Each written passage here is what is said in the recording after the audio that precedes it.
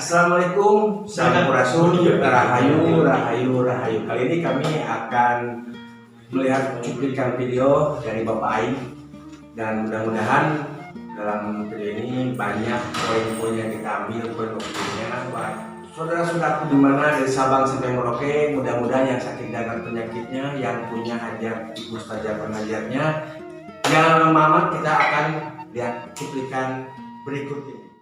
Assalamualaikum warahmatullahi wabarakatuh.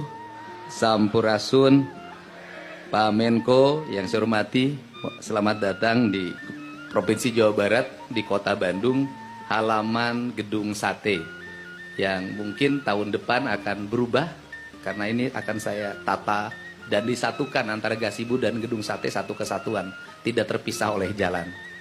Nah, kita ini satu jalan, jangan dipisahkan oleh jalan.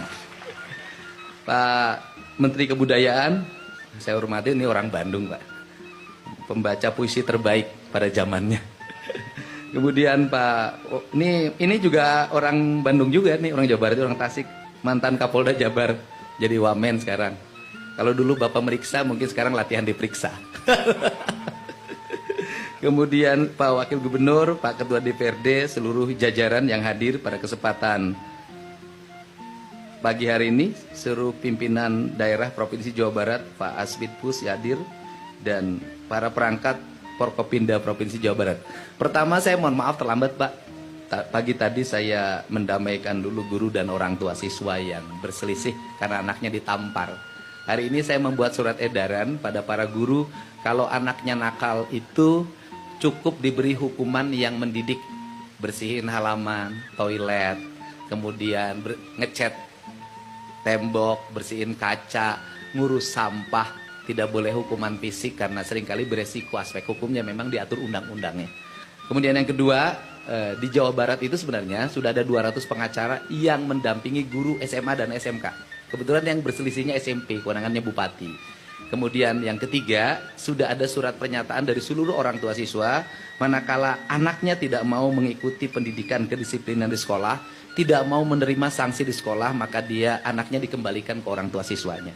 Ini cara kami untuk merubah cara berpikir. Yang kedua, kami sampaikan juga di tengah-tengah kita menghadapi menurunnya daya dukung fiskal pemerintah Provinsi Jawa Barat yang kita kehilangan 2,5 triliun, pemerintah Provinsi Jawa Barat pada tahun ini juga itu memberikan asuransi ketenaga kerjaan pada 1 juta orang tenaga informal. 1 juta orang. Mulai tahun ini, mulai bulan ini kita boleh setor 1 juta orang, dengan tujuan aja adalah mereka yang bekerja pada sektor informal, sopir, kemudian tenaga kebersihan, tukang macul, nelayan, petani, kuli panggul, kemudian juga kuli ngaduk, kuli nembok, pemulung, asisten rumah tangga, kemudian seniman, dan semuanya itu mendapat pelindungan dari asuransi pemerintah Provinsi Jawa Barat. Ini adalah tekad kami, dan untuk apa? Bahwa saya selalu menyampaikan pesan, kalau membangun dengan banyak uang itu biasa. Tapi kalau kita survive membangun dengan sedikit uang, itu namanya luar biasa. Dan hari ini kami sampaikan ke Bapak, kita mulai November WFH, Pak. Jadi pegawai itu yang masuk kantor hanya yang memberikan layanan. Yang tidak memberikan layanan langsung bekerja di rumah. Dia menggunakan sistem digital. Dan kemudian kami membagi struktur tunjangan menjadi 2. Satu yang WFH nanti beda dengan yang layanan. Kemudian beda yang pekerja lapangan, mereka akan jauh lebih tinggi, yang WFH lebih rendah. Ini adalah bagian dari efisiensi pengelolaan keuangan pemerintah Provinsi Jawa Barat, di mana kami memangkas hampir 75% dana rutin pemerintah provinsi. Dan kami arahkan untuk membangun infrastruktur. Jalan harus selesai pada 2 tahun, karena jalannya naik loncat, Pak, dari 400 menjadi 4 triliun. Kemudian irigasi naik loncat, biasanya hanya 0, sekarang 500. Jaringan listrik loncat, biasanya 0, sekarang hampir 500 miliar per tahun. Pemasangan PJU dulu paling hanya 20, kini menyentuh angka 1 triliun. Sekolah-sekolah dulu rehab segala macam 0, sekarang hampir mencapai 1 triliun. Kami ingin ngebut dalam waktu 2027 seluruh infrastruktur dasar Provinsi Jawa Barat sudah selesai. 2028 kami udah ngomong kemarin dengan Direktur Utama PT KAI, kami ingin menyambungkan kereta yang agak sedikit lebih kenceng, ya Agro Parahyangan dari Jakarta ke Bandung, pengen waktu tempuhnya 1,5 jam sampai 1 jam. Dan nanti terkoneksi baik sampai Banjar, sampai Pangandaran. Nanti juga ada kereta yang mengangkut hasil panen dari Tasik sampai Jakarta. Nanti ada gerbong khusus di mana bawa kambing boleh naik kereta dengan gerbong khusus, tidak bareng dengan yang lain. Kemudian ngangkut padi nanti dari Cirebon, kami ingin melalui stasiun-stasiun, dan saya sudah memberi 3 nama di situ. Kereta yang ngangkut hasil pertanian namanya Tani Mukti. Kemudian yang nanti kereta yang disebut kereta yang menghubungkan dari Jakarta sampai Banjar yang waktunya lebih cepat, itu namanya Kilat Pajajaran. Kemudian nanti ada kereta wisata di bulan Desember awal dari Jakarta sampai Cianjur, itu namanya Jaka Lalana. Karena Jaka itu laki-laki kerjanya keliling. Lalana. Kalau Mas Menteri Menko namanya Joko Lelono. Nah, kalau orang Betawi Jeke Lelene. Ini adalah ikhtiar-ikhtiar kami, dan konsep layanan seperti ini kami berlangsung seminggu 2 kali, Pak. Keliling Jawa Barat, dan sekarang hampir selesai. Tinggal 1 lagi kota Cirebon. Biasanya siangnya kita memberikan layanan seperti ini. Malamnya ada pagelaran seni yang hadirnya rata-rata 30.000 orang. Dan kemudian dari situ lahirlah ekonomi berputar. Karena ekosistem ekonominya jalan, pedagang iket, kaos, dan sejenisnya. Dan yang menarik Pak di Jawa Barat, kaos gubernur tuh dibeli Pak laku. 50.000 harganya. Jadi tidak banyak, ada kantornya itu, biar konternya dan rame. Saya punya tempat Pak, di tempat tinggal saya di Subang namanya Lembur Pakuan.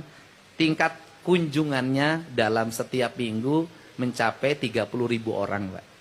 Itu ada pagelaran seni segala macam di situ, UMKM hidup. Penghasilan tukang satenya Sabtu Minggu itu 100 juta. Dan ini siklus, dan saya sudah minta kepada para kepala daerah untuk membuat satu-satu desa saja tiap daerah yang ditata, membuat siklus ekonomi dan berjalan. Dan ini adalah harapan kita, karena Jawa Barat itu daerah yang memiliki 2 kualitas. Kalau datang ke Jabar itu 2 yang akan dirasakan. Ngeunah dahar tibrahes. Itu. Jadi orang Sunda itu prinsipnya ngeunah dahar tibrahes. Makanya Jawa Barat itu, ke Jawa Barat cari apa? Cari makanan dan cari tempat penginapan yang bisa membuat tidur nyenyak. Kedepannya saya sudah meminta kepada Bupati Wali Kota, karena hotel itu bukan kewenangan kita. Kewenangan Bupati Wali Kota. Coba kita belajarlah dari Bali. Hotel-hotel itu berpakaian baju khas daerahnya masing-masing. Kemudian seniman-seniman tuh di hotel, tukang gambang itu kan gambang Bali itu bagus. Itu kan gambang itu menjadi hal yang wajib di hotel-hotel bintang. Kaca pisuling menjadi hal yang wajib. Ini siklus ini akan membangun sistem pariwisata, karena kebudayaan itu, nih Pak Profesor Fadlizon, mohon maaf kalau saya berlebihan, itu menurut saya ada 4 hal.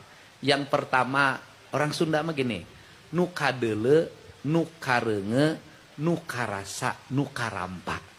Apa itu artinya?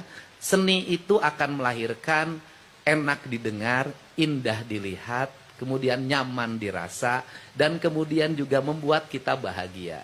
Rumusnya cuma 1, saya belajar betul. Kenapa orang ingat ke Bali terus? Karena apa? Karena di Bali itu ada 3 hal yang terjadi. Pertama adalah ada gamelan yang tidak pernah berhenti. Yang kedua, ada desain arsitektur yang seragam, punya karakter Bali. Yang ketiga, ada buhur, ada ratus yang dibakar. Dan itu terjadi di Mekah. Ya, kalau orang pergi ke Mekah, buhurnya itu sama. Cuman bedanya, orang Sunda bakar kemenyan, itu dianggap haram. Orang Mekah tiap hari bakar kemenyan di depan tokonya, yang disebut dengan buhur. Ini adalah strategi peradaban yang harus kita selesaikan. Nggak boleh lagi begitu. Jadi nanti kalau di gedung sate bakar kemenyan, bukan saya ngundang jurig. Justru saya ngusir jurig. Jurig apa? Virus, bakteri jahat suruh pergi. Yang datang adalah bakteri yang baik. Gitu. Nah ini yang harus dilakukan. Dan kemudian Kemenyannya harus kemenyan pilihan. Kemenyan yang terbaik itu ada di Sumatera Utara. Dari pohonnya langsung. Warnanya putih. Makanya kata orang Sunda, kalau hidup bahagia itu begini kalimatnya. Asa karagragan menyan bodas. Itu kalimatnya. Artinya menyan terbaik itu bodas. Orang Arab tuh pakai bukur. Itu juga sama. Nah kita ini agak aneh-aneh. Yang tidak boleh itu bakar menyan yang murah. Bau. Nanti jin yang datangnya itu jin yang sakit. Nah ini penting Pak, ini penting karena bagaimanapun kita harus punya cara untuk bangun tren. Sehingga hari ini Pemda Jabar mulai menetapkan desain-desain arsitek. Gapuranya seperti ini, mulai pagarnya seperti ini. Nanti akan terus kami lakukan. Dan perlu disampaikan, saat dulu saya melarang studi tour, semua orang demonstrasi ke saya di sini. Pak Kapolda. Kemudian alasannya apa? Akan membunuh pariwisata. Tetapi berdasarkan survei BPS kemarin terakhir, justru sekarang pariwisata Jawa Barat mengalami peningkatan lebih tinggi dalam 5 tahun terakhir. Jadi bukan orang Jawa Barat yang dibawa keluar, padahal pinjem bank emok, bank keliling. Tapi orang luar Jawa Barat bawa uang ke sini. Saya ketemu di jalan barusan orang Lampung lagi di minimarket. Itu dari mana? Lampung. Setiap hari orang datang ke sini dan ini harus terus dijaga. Dijaga bagaimana kita menata lingkungan, kebersihan, dan saya minta Pak Sekda, gak ada masalah. Para pegawai pun menurut saya harus mulai memakai baju-baju yang memiliki implikasi ke pariwisataan. Kalau hanya pakai baju yang sekarang tidak akan menarik. Tapi kalau para pegawai Pemda pakai kebaya, laki-lakinya pakai baju yang punya implikasi ke pariwisataan, pasti akan minat. Kalau gedung-gedungnya ditata memiliki implikasi kebudayaan, pasti orang datang. Kan jadi pusat wisata tidak usah ke hotel saja. Gedung kantor, sekolah itu akan menjadi pusat kepariwisataan. Terakhir saya pesan pada seniman. Beda antara baju Cina, baju Betawi dengan baju kayak khas Sunda, itu beda. Jadi penari Jaipongan tadi saya lihat, itu rame banget. Ini Pak Ketua. Yang Sunda itu nggak rame. Jadi satu aja, satu clear. Ini tadi ditumpuk-tumpuk. Nanti orang bingung. Ya teh penari Sunda atau penari Betawi. Walaupun Betawi adalah Jawa Barat, Sunda juga sebenarnya. Tetapi ada khas. Gitu ya. Jadi coba orang Sunda ulah kababawa. Udah kita punya khasnya masing-masing. Ini Betawi. Jadi kita bisa membedakan. Ini penari Betawi. Ini penari Jaipongan. Ini tari dari Cirebonan. Jadi semuanya punya identity. Identity itu akan membangun karakter. Karakter itu akan melahirkan nilai. Yang nilai itu akan melahirkan market atau pasar. Jadi saya tinggal kuat bingung nah penari Jaipongan. Kuat numpuk di bajuna. Ini Pak, jadi ada lamban. Dan sekarang Pemda Jawa Barat mengidentifikasi khas Jawa Barat. Yaitu satu, mahkota binokasi. Yang kedua adalah mega mendung. Dan sebentar lagi Jawa Barat tidak akan mega mendung. Yang ada adalah langit yang terang, tidak mendung lagi. Terima kasih. Wallahu muwaffiq ila aqwamit thoriq. Assalamualaikum warahmatullahi wabarakatuh. Sampurasun. Sudahlah, menderita Pak, menderita. Gurunya pakai kapur. Guru di mejanya disimpan itu pangebug. Bodoh sih ya. Saya termasuk anak yang 20 orang dari 60 tidak naik kelas. Dedi Mulyadi tidak naik kelas. Bodoh aing teh. Tiap hari gini aja ditangtungin suruh baca. Kieu. Apakah guru zaman itu dilaporin polisi? Tidak. Di sekolah digampar, geplak. Pulang ke rumah, kunaon saya dicabok ku guru. Tadi maledog sekolah make batu, gaplok deui. Punten ya, mohon maaf kita memang hari ini sudah harus mengikuti ratifikasi perjanjian perlindungan anak. Tetapi anak waktu itu lahir anak kokoh. Hari ini anak lebih galak tibatan gurunya. Anak lebih galak tibatan bapaknya. Anak-anak hari ini tumbuh lemah. Dan mohon maaf banget. Tahun 70-an anak-anak orang kaya tuh santai.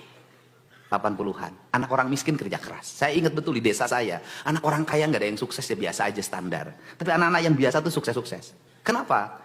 Waktu itu beda. Hari ini terbalik. Anak-anak orang kaya disimpan di yayasan, pendidikan, anak tentara, akademi angkatan darat. Anaknya angkatan darat lagi besok. Karena disiapin. Anaknya politisi, disiapin jadi anggota DPR lagi.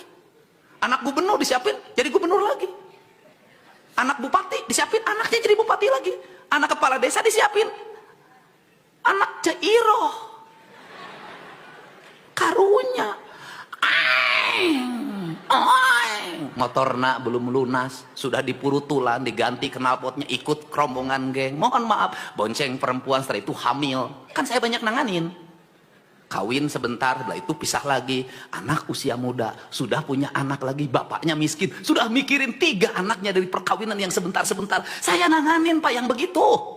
Bukan kata orang. Saya sendiri, saya tahu keadaan mereka.